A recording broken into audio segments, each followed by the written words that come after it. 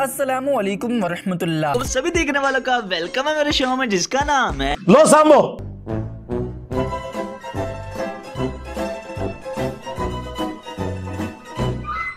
غوث اعظم یہ تو رفع یدین کرتے تھے, آپ ان کے ماننے والے ہیں, یہ آپ کے پیر ہیں, تو آپ لوگ رفع یدین کیوں نہیں کرتے؟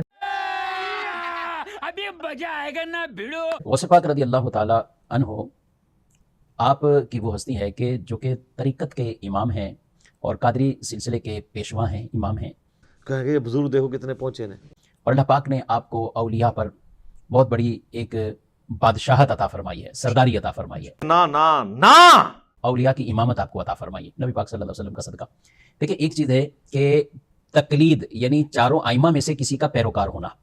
غوث پاک رضی اللہ تعالی عنہ آپ فقہ حنبلی کے پیروکار تھے. ابے سالے. اور حنبلی فقہ میں رفع یدین کیا جاتا ہے, تو بالکل آپ اسی طرح رفع یدین فرمایا کرتے تھے. اور یہ بات بھی لوگوں میں بعض اوقات مشہور ہے کہ آپ پہلے حنفی تھے پھر بعد میں آپ حنبلی ہو گئے. ایسا نہیں, آپ شروع سے ہی حنبلی تھے, حنبلی فقہ کو آپ فالو کرتے تھے اور شروع سے ہی اسی میں تھے. ہاں اللہ نے آپ کو علم اتنا عطا فرمایا تھا کہ آپ چاروں فقہ کے اعتبار سے حنفی, حنبلی, شافعی, مالکی سب کے اعتبار سے فتویٰ دیا کرتے تھے, اور یہ کسی کسی کو ملکہ ملتا ہے. بنیت الطالبین میں تمہارے غوث پاک نے اور ہمارے عبد القادر جیلانی رحمۃ اللہ علیہ نے تم حنفیوں کو گمراہ جہنمی فرقہ لکھا ہے. تو آپ فتویٰ دیا کرتے تھے, اس مقام پر آپ فائز تھے, لیکن آپ تھے حنبلی, اور حنبلی فقہ کے اندر باقاعدہ رفع یدین کیا جاتا ہے, شافعی المذہب کے اندر رفع یدین کیا جاتا ہے.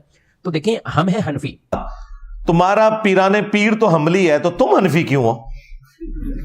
تو جو فقہ کے اعتبار سے, تقلید کے اعتبار سے وہ حنفی ہم ہیں, تو اس لیے حنفی مذہب کے اندر جو رفع الیدین ہے وہ ترک والی وہ روایات زیادہ اس مستند ہیں کہ جس میں رسول اللہ صلی اللہ علیہ وسلم نے رفع یدین آپ نے ترک فرمایا نہیں کیا. اور اس میں بالخصوص حضرت عبداللہ بن مسعود رضی اللہ تعالیٰ عنہ ان کی روایات کہ جنہوں نے 12 صحابہ کو رسول اللہ صلی اللہ علیہ وسلم کی نماز پڑھ کر دکھائی تو صرف ایک تکبیر تحریمہ میں ہاتھ اٹھاتے تھے, اس کے علاوہ ہاتھ نہیں اٹھاتے تھے. تو چونکہ ہم حنفی ہیں تو حنفی کو فالو کریں گے, اور غوث پاک حنبلی ہیں تو وہ حنبلی طریقے سے اپنی نماز کو ادا کرتے ہیں. لیکن یہ ضروری نہیں کہ کوئی مرید کسی ایسے پیر کا ہی مرید بنے کہ وہ حنفی ہے تو یہ حنفی کا ہی مرید بنے, ایسا نہیں ہے.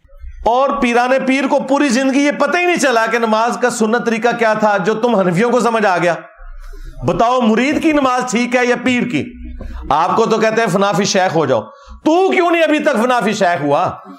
ہاں دیکھیں حنفی, شافعی, مالکی, حنبلی عقائد میں سب برابر ہیں, یعنی عقائد کے اندر ان میں کوئی اختلاف نہیں آپس میں. یہ فروعات فقہی مسائل میں اختلافات ہیں, عقائد میں نہیں. تو جب عقیدے میں کوئی اس طرح کے اختلاف نہیں ہے, چاروں امام برحق ہیں, ان کے پیروکار بھی برحق ہیں, تو اس لیے یہ اعتراض بنتا ہی نہیں. کیونکہ یہ تو کسی جگہ یہ نہیں ہے کہ آپ حنفی ہیں تو آپ کسی شافعی پیر کے مرید نہیں ہو سکتے, حنبلی پیر کے مرید نہیں ہو سکتے, ایسا نہیں ہے. بلکہ طریقت کے اندر آپ وہ چاہے جس کو فالو کرتے ہیں آپ, لیکن ہو جامع شرائط پیر, آپ ان کے بیعت ہو سکتے ہیں, ان کے مرید ہو سکتے ہیں.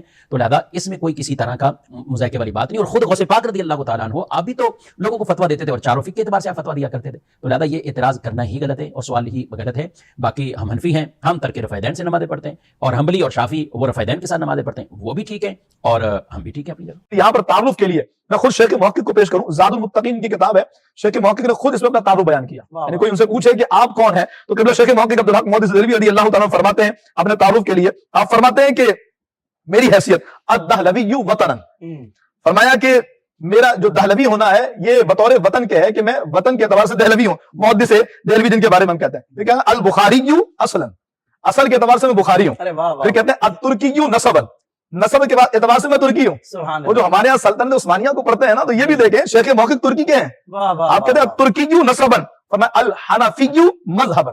اور کمال کا جملہ یہ ہمارے عقائد کا ترجمان, جیسے میں نے آپ سے شروع میں بھی کہا کہ شیخ محقق کی ذات ہمارے عقائد کی ترجمان ہے. فرماتے الصوفی مشربا القادری طریقتا.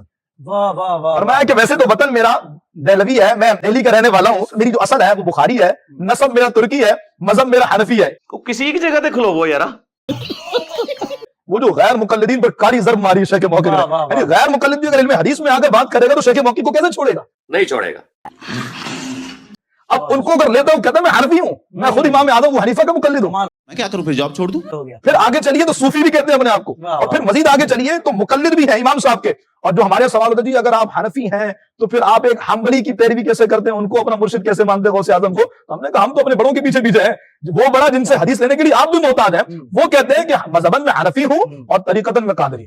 کیا بات, یہ خود اپنا تعارف زاد المتقین میں شیخ محقق نے پیش فرمایا. کمال ہو گیا حضرت, یہ تو سبحان اللہ سبحان اللہ. غوث پاک نے اور ہمارے عبد القادر جیلانی رحمۃ اللہ علیہ نے تم حنفیوں کو गुमराह जहन्नमी फिरका लिखा है। हाँ, कितनी मजे की बात है। और इससे ज्यादा तकलीफ दे चीज उन्होंने लिखा है कि अहले हदीस असल में अहले सुन्नत है। चलो, 2 छक्के मार के गए ने दोनों, और ये छापी भी है खुद बरेलवियों ने। नमाज का तरीका, अकीदे, वो तो तुम्हारे वाले है ही नहीं थे। इस्तवा अलल अर्श के हवाले से उन्होंने इनको जामिया लिखा है हनफियों को, और अपना अकीदा उसमें क्लियर किया है। तो 11वीं के ऊपर कभी अब्दुल कादिर जिलानी की किताब गुनियत तालिबीन से तुम नमाज का तरीका बता सकते हो? और मजे की बात, इमाम गजाली ने अपनी किताब की मियां सादत में और शेख अब्दुल कादिर जिलानी ने अपनी किताब गुनियत तालिबीन में नमाज का वही तरीका लिखा है जो बुखारी और मुस्लिम में है, रुकू में जाते वक्त और रुकू से उठते वक्त रफुल यदैन करके नमाज पढ़ना। अब मुझे बताएं, ये जो ये कह रहा था कि इंजीनियर तेरी क्या औकात, हम गौसे पाक के अकीदे के ऊपर है। अकीदा ना बदलना कभी। ओ भाई, ये इंजीनियर की क्या औकात है? तू और मैं उस अकीदे पे हैं जिस अकीदे पे गौसे पाक थे। तुम्हारी तो नमाज ही गौसे पाक वाली नहीं है। और अगर तुम ये कहते हो कि नहीं वो तो हमली थे, तो ये भी झूठ है, उन्होंने कहीं नहीं लिखा कि मैं हमली हूं। और दूसरी बात, तुम्हारा पीराने पीर तो हमली है, तो तुम हनफी क्यों हो? और पीराने पीर को पूरी जिंदगी ये पता ही नहीं चला कि नमाज का सुन्नत तरीका क्या था जो तुम हनफियों को समझ आ गया। बताओ, मुरीद की नमाज ठीक है या पीर की? आपको तो कहते हैं फनाफी शेख हो जाओ, तू क्यों नहीं अभी तक फनाफी शेख हुआ? हाँ, ये इनकी लैंग्वेज में इन्हें जवाब है। हम तो फनाफी शेख हैं, हमारा शेख तो वो है जिनकी कब्र मदीने में सल्लल्लाहु अलैहि वसल्लम, जो हमारे बाप भी हैं रूहानी तौर पे। अन्नबिय्यु औला बिल मुमिनीन मिन अनफुसिहिम व अज़वाजुहुम उम्महातुहुम, नबी मोमिनीन की जानों पर उनसे बढ़कर हक रखते हैं, और नबी की बीवियां उम्मत की माएँ हैं। लेकिन तुम फनाफी शेख क्यों नहीं अभी तक हुए कि तुम गौसे पाक की 11वीं जो पका पका के खा रहे हो और तोंदे बढ़ा रहे हो, कभी उस 11वीं के ऊपर गुनियत तालिबीन खोल के गौसे पाक की नमाज का तरीका बताया अवाम को? तो ये भी तुम्हारा दावा बिल्कुल गलत निकला। हज़रत शेख अब्दुल कादिर जिलानी गुलतुल आम में गौसुल आज़म किसी इमाम के मुक़ल्लिद थे, गुनियत तालिबीन में जो नमाज का तरीका उन्होंने लिखा है, इस पर बरेलवी कहते हैं, बरेलवी हज़रात क्यों नहीं चलते? तो बरेलवियों से पूछें कि आप शेख अब्दुल कादिर जिलानी के नाम के ऊपर हर महीने 11वीं करवाते हैं, तो जो उन्होंने नमाज का तरीका लिखा है, ठीक है जी। इवन शेख अब्दुल कादिर जिलानी ने गुनियत तालिबीन में लिखा है कि अहले हदीस ही अहले सुन्नत है। और आपको पता है कि शेख अब्दुल कादिर जिलानी ने गुनियत तालिबीन में हनफियों को लिखा है ये गुमराह फिरका है। हाँ, गुनियत तालिबीन में वो जब बरेलवियों तरीका छापा तो वो कहते नहीं ये अहले हनफी और सनसी हो रहा, चलो वो वाले कितने ने हुण, ठीक है ना जी। तो हाँ, अच्छा, नहीं, हनफी, जिन हनफियों पे उन्होंने कहा ना कि शेख अब्दुल कादिर जिलानी ने जिन हनफियों को गुमराह कहा था वो और थे, हम और हैं। हम कहते हैं इसको छोड़ दे, किताबो सुन्नत की दलाइल में चाहे वो थे चाहे ये थे, दोनों की अकायद कुरान और सुन्नत के खिलाफ है। शेख अब्दुल कादिर जिलानी को कहते हैं हमली, तो ये पूरी गुनियत तालिबीन में कहीं उन्होंने लिखा है कि मैं हमली हूं। आप तो अकीदों की किताब लिखते हैं ना, अल मुहन्नद, तो उसके स्टार्ट में लिखते हैं कि हम फरो में मुकल्लिद हैं इमाम हनीफा के, और हम उसूल में मुकल्लिद हैं अबुल हसन अशरी और अबुल मंसूर मातुरीदी के। आप तो किताब के पहले सफे में लिखते हैं हम किस इमाम के मानने वाले हैं। गुनियत तालिबीन एडी मोटी किताब है, मनु दसों ने कितने लिखा है कि मैं अमलियां, और ये इनके बाद टोटके होते हैं। ये सऊदिया वालों को भी जब लोग रफ़ा दान करते हैं, ओ सऊदिया वाले अमली ने, सऊदिया वाले जो कुरान मुफ्त बांट रहे हैं ना, जिन पे उलमा अरब ने साइन किए हुए हैं, उस कुरान के अंदर सूरत निसा की आयत नंबर 59 के कॉन्टेक्स्ट में ये लिखा हुआ है कि इमामों की अंधी तकलीद ने उम्मत में गुमराही का दरवाजा खोला है। उलमा अरब ने जो मुफ्त कुरान छाप रहे हैं उसमें सूरह निसा आयत नंबर 59 में उन्होंने तकलीद को गुमराही लिखा है, तो वो अमली है। तो ये टोटके होते हैं इनके पास, एक ना छोड़ो लाओ नहीं, लेकिन उन्होंने ये छोड़ सकते।